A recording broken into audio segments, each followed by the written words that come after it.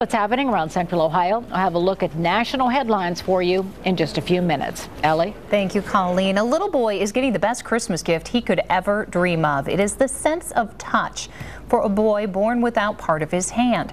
There are huge advancements in the world of prosthetics. A company right here in Columbus is making it possible for him to do things his family never dreamed with a bionic hand. Today, I got an inside look at how it works and how it's already changing his life.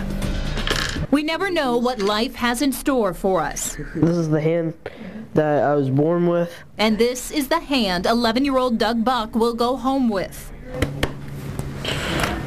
A prosthetic. Doug calls it his Terminator hand.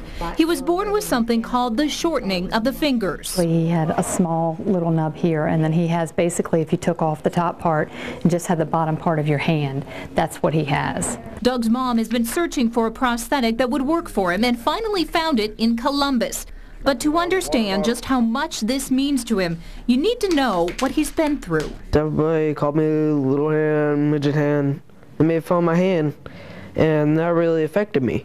But it didn't stop him. In fact, he has only worked harder. As a Boy Scout, Doug has met the president. He laid a wreath at the tomb of the unknown soldier, and he learned to play the violin with a little help from Mom. I used Velcro, I used some Play-Doh, and I wrapped that up and put that around the bow, and he's able to play the violin like this. So just imagine what he'll be able to do now. Here's how it works.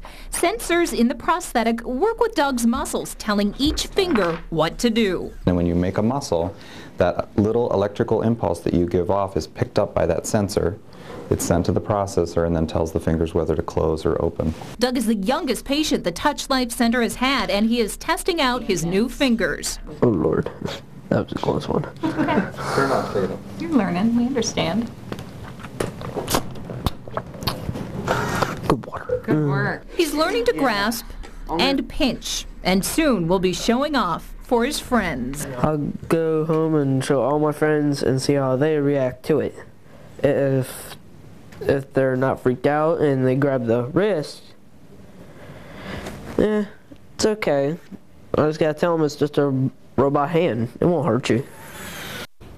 Doug is a fast learner. He's quickly learning to open and close the fingers. When he heads home, he has another 6 to 8 weeks of occupational therapy to work on his fine motor skills. Good stuff. You can't wait for his friends to see it. Here's what's coming up and when on NBC4 at 5. At 5:40, a massive natural gas explosion. It rocked a family-owned business. We'll give you the very latest on the search for those still trapped inside. Then at 5:55, teachers being replaced with robots. It's happening in some classrooms. Find out.